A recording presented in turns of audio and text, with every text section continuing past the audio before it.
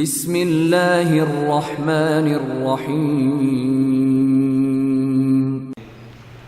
ஒரு சகோதரி, என்னுடைய சகோதரியின் கணவன் மளிகை கடை அவர் நடத்தி வருகிறார்.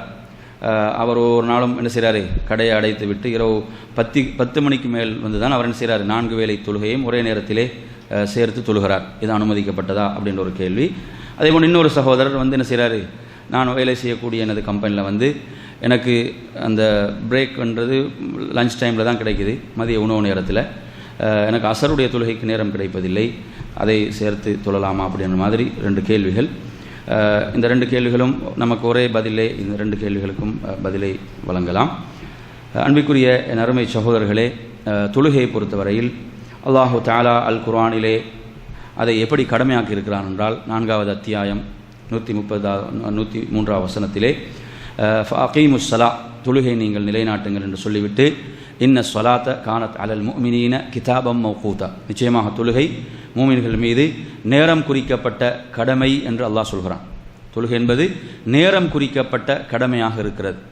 எனவே இந்த தொழுகை என்பது நேரம் குறிக்கப்பட்ட கடமை என்கின்ற காரணத்தால் அந்த தொழுகைக்குரிய நேரம் ஆரம்பிக்கிறது, அதே போன்று அந்த தொழுகைக்குரிய நேரம் முடிகிறது. அதற்குள் அந்த தொழுகையை நாம் நிறைவேற்றி ஆக வேண்டும்.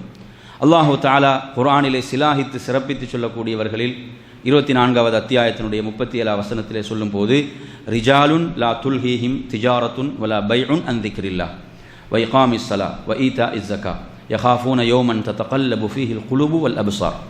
அதாவது அல்லாஹு தஆலா செயல் வீரர்கள், ஆளுமை மிக்கவர்கள் என்று அல்லாஹ் பாராட்டி புகழ்ந்து சொல்லக்கூடியவர்களில் அவர்களுடைய வியாபாரம், அவர்களுடைய கொடுக்கல் வாங்கல், அல்லாஹுவின் நினைவு கூறுவதை விட்டும் தொழுகையை விட்டும் அவங்க என்ன செய்ய விட்டாது, அவர்களை பராக்காக்கி விடாது.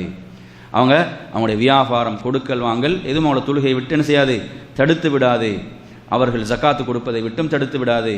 அவர்கள் உள்ளங்கள், கண்கள் எல்லாம் புரண்டு விடுகின்ற மறுமையை அவர்கள் பயப்படக்கூடியவர்களாக இருப்பார்கள் என்று அல்லாஹ் சொல்கிறான்.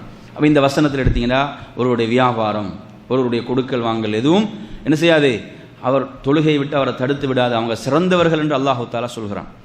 எனவே நறுமையான சகோதரர்களே, தொழுகையை பொறுத்தவரையில் சுப்ஹானல்லாஹ், அதாவது போர்க்களத்தில் கூட நபிகள் நாயகம் ஸல்லல்லாஹு அலைஹி வஸல்லம் அவர்களுக்கு இந்த தொழுகையை நிறைவேற்ற வேண்டும், அதை நிலைநாட்டியாக வேண்டும், அதை ஜமாத்தாக நிறைவேற்றியாக வேண்டும் என்ற கட்டளையை நீங்கள் 4வது அத்தியாயத்தில் உள்ள 102வது வசனத்தில் பார்க்கலாம். அதாவது போர்க்களம் என்பது எதிரியால் எந்த சந்தர்ப்பத்திலும் தாக்கப்படலாம், கொல்லப்படலாம். அப்படி ஒரு பயங்கரமான சூழல், அந்த போருடைய சூழலில் கூட தொழுகையை நிறைவேற்றியாக வேண்டும். ஏதோ ஒரு முறையில் அந்த போர்க்களத்துக்கென்றே தொழுகை முறை அல்லாஹ் அறிமுகப்படுத்தி இருக்கிறான்.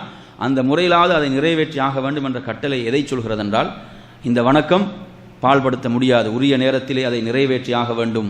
அதே போன்று அல்லாஹ் 107வது அத்தியாயத்திலே சொல்கிறான், ஃபவைலுல் முஸல்லீன், அதாவது தொழுகையாளிகளுக்கு நரகம் என்று சொல்கிறான், கேடு என்று சொல்கிறான். அவங்க யாரு, தொழுகையிலே அலட்சியமாக இருப்பார்கள், மக்களுக்கு காண்பிப்பதற்காக தொழுவார்கள். அப்போ இது ஒரு பெரிய அலட்சியம், அந்த நேரம் தவறி தொழுவது என்பது ஒரு பெரிய அலட்சியம். எனவே இதை அல்லாஹு தஆலா எச்சரிக்கிறான். அதே போன்று ஹாஃபிது அல ஸலவாத், தொழுகைகளை நீங்கள் பேணி பாதுகாத்து தொழுது வாருங்கள். வஸ்ஸலாத்தில் உஸ்தா, நடுத்தொழுகை அல்லாஹ் குறிப்பிட்டு சொல்கிறான். நடுத்தொழுகை என்றால் அசருடைய தொழுகை, 2வது அத்தியாயத்தினுடைய 238வது வசனம். அப்போ அசருடைய தொழுகை என்பது அது மிகவும் வலியுறுத்தப்பட்டதாக, ஏனைய தொழுகைகளுக்கு இருக்கக்கூடிய முக்கியத்துவம் போன்று அதற்கு முக்கியத்துவம் இருக்கிறது, அதைவிட கூடுதலான முக்கியத்துவம். எந்த அளவுக்கு ரசூல் நாங்கள் சொல்கிறாங்கடா, அசருடைய தொழுகை ஒருவருக்கு தவறும் என்று சொன்னால், அதாவது ஒருவருக்கு அசருடைய தொழுகை தவறிவிடும் என்று சொன்னால், இன்னொரு ரிவாயத்தில் வருகிறது, ஏதோ ஒரு தொழுகை தவறிவிடும் என்று சொன்னால் அவருடைய சொத்து செல்வங்கள், அவருடைய குடும்பம் எல்லாம் அவர் இழந்து விட்டதை போன்று என்று ரசூல் நாங்கள் சொல்கிறாங்க. அப்படியான ஒரு விஷயம். இந்த ஹதீஸ் நீங்கள் புகாரில் 3602வது செய்தியாக பார்க்கலாம். அதே போன்று புகாரில் 553வது செய்தியில் அல்லாஹ்வுடைய ரசூல் ஸல்லல்லாஹு அலைஹி வஸல்லம் சொல்கிறார்கள், மன் தரக்க ஸலாத்தல் அஸ்ர், யார் அசருடைய தொழுகை விடுவாரோ அவருடைய அமல்கள் பாழாகிவிட்டன. பக்கத்து ஹபித அமலுஹு, அவருடைய அமல்கள் பாழாகிவிட்டன என்ற ஹதீஸை நீங்கள் பார்க்கலாம். நீங்கள் ஹந்தக் அஹ்ஸாபுடைய போரில் ரசூலுல்லாஹி ஸல்லல்லாஹு அலைஹி வஸல்லம் அவர்கள் காஃபிர்களை பார்த்து என்ன சொன்னார்கள், அவர்களுடைய வீடுகளையும் கபர்களையும் அல்லாஹ் நெருப்பால் நிறைக்கட்டும் என்று சொன்னாங்க. அவருடைய வீடுகளையும் கபர்கள், மண்ணறைகளையும் அல்லாஹ் நெருப்பால் நிரப்புவானாக. அசருடைய தொழுகையை விட்டு எம்மை என்ன செஞ்சிட்டாங்க, நம்ம சிந்தனைகளை அவர்கள் திருப்பி விட்டார்கள் அப்படின்னு சொன்னாங்கன்ற செய்தியை பார்க்குறோம். எனவே நறுமையான சகோதரர்களே, அது மாத்திரமல்லாமல், அதாவது ஷிர்க்குக்கும் குஃபுருக்கும் இந்த ஒரு மூமினுக்கும் இடையிலே தெளிவான வேறுபாடாக இருப்பது இந்த தொழுகை தான்.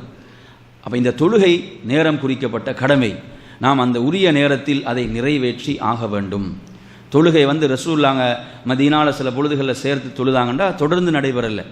சில பொழுதுகளில் சேர்த்துன்னா அவங்களோட வாழ்க்கையில் ஒரு தடவை நிகழ்ந்த ஒரு விஷயம்.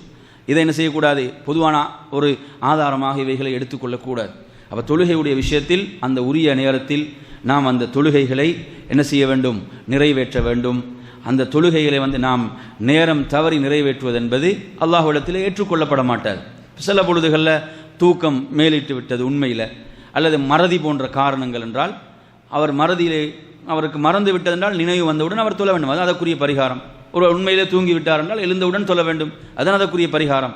இப்படி இருக்கிறதே தவிர அது இந்த வேலை போன்ற காரணங்களுக்காக இப்படி நாம் தொழுகை என்ன செய்ய முடியாது, அலட்சியப்படுத்த முடியாது என்பதை நாம் இதற்குரிய பதிலாக சொல்லிக் கொள்கிறோம்.